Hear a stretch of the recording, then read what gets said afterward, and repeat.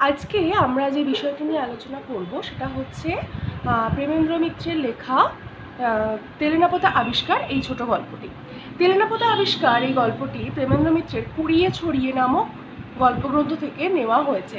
তেলেনাপোতা আবিষ্কার অর্থাৎ এই গল্পের প্রথমেই বর্ণনা করা হয়েছে যে লেখক তার দুই বন্ধুকে নিয়ে একটি গ্রামের উদ্দেশ্যে পাড়ি দিয়েছিল এবং সেখানে গিয়ে একটি অঞ্চলকে আবিষ্কার করে সেটাকে সকলের সামনে তুলে ধরা, এই হচ্ছে তেলেনাপোতা আবিষ্কার।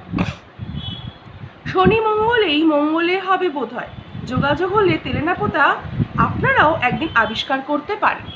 অর্থাৎ কাজে কর্মে মানুষের ভিড়ে হাঁপিয়ে ওঠার পর যদি হঠাৎ দুদিনের জন্য ছুটি পাওয়া যায়, অর্থাৎ লেখক দিনের পর দিন তার কাজকর্মের মধ্যে হাঁপিয়ে উঠেছিলেন নিত্য নৈমিত্তিক কাজে।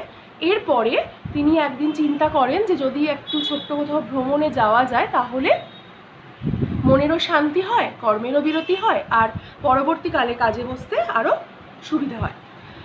তো এমনই একটা জায়গা, ছোট্ট গ্রামাঞ্চল, সেটাকে নির্বাচন করেন লেখক এবং তার দুই বন্ধু মিলে। তারা সেখানে যায় এবং তাদের রাস্তা দিয়ে যাওয়া, গরুর গাড়িতে করে যাওয়া এবং রাস্তা যেখানে গিয়ে তারা ওঠে যে বাড়িটিতে, সেই বাড়িটি ভাঙাচোরা এবং মশার উপদ্রব, এমনকি সেখানে খুব নোংরা জায়গা, স্যাঁতস্যাঁতে জায়গা।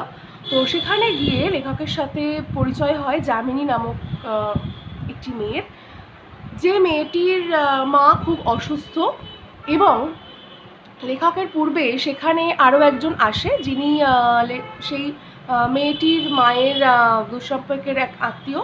তার সঙ্গে সেই মেয়েটির মা ঠিক করেছিল যে যামিনীর বিয়ে দেবে, কিন্তু যামিনীর কে প্রত্যাখ্যিত করে বিয়ে করব এমন কথা দিয়ে সেই ভদ্রলোকটি পালিয়ে যায়, সেখান থেকে চলে যায় এবং যামিনীর মাকে বলে দিয়ে যায় যে মাসিমা আমি অবশ্যই আসবো, কিন্তু সে আর ফেরে না। লেখক যখন যায় যামিনীর মা চোখে দেখতে পেত না, তো যামিনীর মা ভাবে যে সেই হয়তো ফিরে এসছে যামিনীকে বিয়ে করার জন্য। যামিনী লেখককে জানিয়ে দেয় যে যেন লেখক কোনোভাবেই না জানায় তার মাকে যে সে আগের সেই লোকটি নয়, ইনি সম্পূর্ণ আলাদা, যেন কোনোভাবেই তার মা জানতে না পারে, কারণ তার মা চোখে অন্ধ, দেখতে পায় না। তাই তাকে যেভাবে বিশ্বাস করানো হবে সে সেভাবেই বিশ্বাস করবে। লেখককে তখন যামিনীর মা বলে যে বাবা তুমি আর প্রত্যাখ্যিত করে যামিনীকে চলে যাবে না তো, তুমি আর এখানে থাকবে তো, ওকে বিয়ে করবে তো? তখন লেখক তার মাকে প্রতিশ্রুতি দেয় যে হ্যাঁ আমি এখানে থাকবো মাসিমা, আপনার কোনো চিন্তা নেই, আমি আপনার মেয়েকে বিয়ে করব। তো যথারীতি এভাবেই গল্পের পরিসর চলতে থাকে এবং একটা সময়ের পরে দেখা যায় যে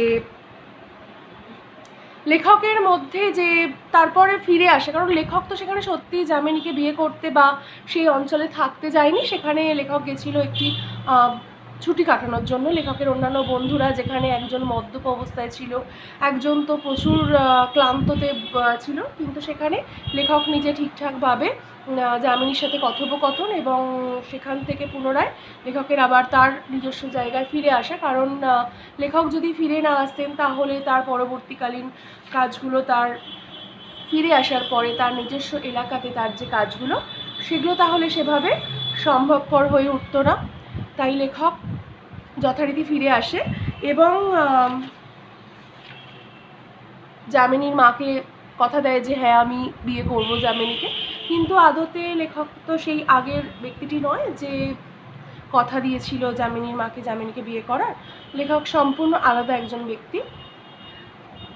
এবং গল্পের শেষে আমরা দেখতে পাই যে বহুদিন বাদে অত্যন্ত দুর্বল শরীর নিয়ে যখন বাইরের আলো হাওয়ায় কম্পিত পদে এসে বসবেন, তখন দেখবেন নিজের অজ্ঞাতসারে দেহ মনের অনেক ধোঁয়া মোছা ইতিমধ্যে হয়ে গেছে। এবং অবশেষে লেখক ফিরে আসেন তার নিজস্ব জায়গায় এবং সেখানে এসে তিনি একটু অসুখে ভোগেন এবং সেই ঘুমের মধ্যে অসুখের ঘোরেতেই তিনি বুঝতে পারেন যে তার ফেলে আসা সেই জীবন, তার ফেলে আসা তেলেনাপোতা, তার ফেলে আসা যে স্মৃতি, সেগুলো তিনি রোমন্থন করতে থাকেন এবং তিনি ভাবেন যে তিনি ঠিক করেছেন না ভুল করেছেন, এই দোনা মনার মধ্যে তিনি তার চলতে থাকে সময়। এবং তেলেনাপোতা আবিষ্কার অর্থাৎ নতুন একটা জায়গা খুঁজে বের করে সেই জায়গাটিকে পুনরায় তৈরি করে সুন্দরভাবে সকলের সামনে উপস্থাপন করা, এই হচ্ছে তেলেনাপোতা আবিষ্কার। অর্থাৎ যার কোনো পরিচয় ছিল না, যামিনীকে তো কেউ চিনতামও না আমরা, কিন্তু তাকে খুঁজে বের করা এমন একটি গ্রাম্য অঞ্চল থেকে এবং তাকে সকলের সামনে তুলে ধরা, যামিনীর জীবন এবং তার পারিপার্শ্বিকতা, সেই গ্রাম্য পরিবেশ। তাই সেখান থেকেই গল্পটির নাম হচ্ছে তেলেনাপোতা আবিষ্কার।